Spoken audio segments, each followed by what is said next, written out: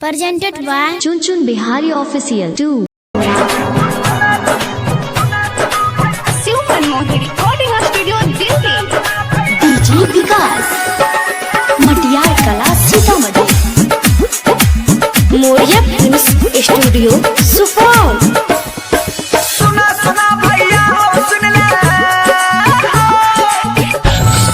सुना सुना भैया हो सुन ले, हमारा भैया से तोहरी सुन ले हो।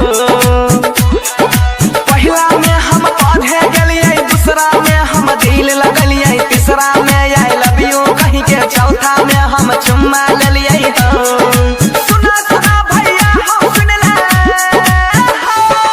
DJ विकास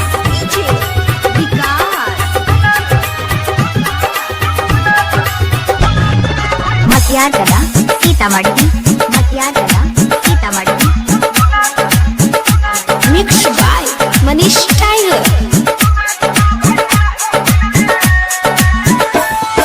सुना सुना भैया हो सुन ले,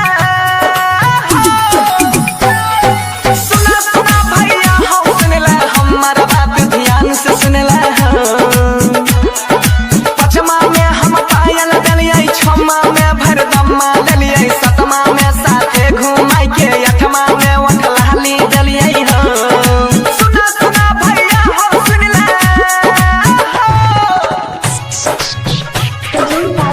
मोरिया फिल्म्स स्टूडियो सुपौल।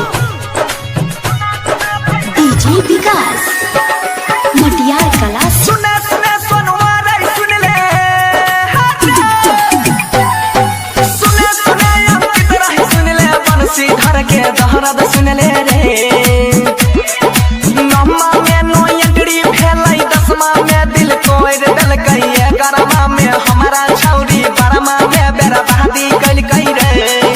सुने सुने मनीष रे सुन ले, एकरा खातिर तो हमर बीए बर्बाद भाई। अरे बरगाई तो भारी समस्या है। Mix by Manish tiger.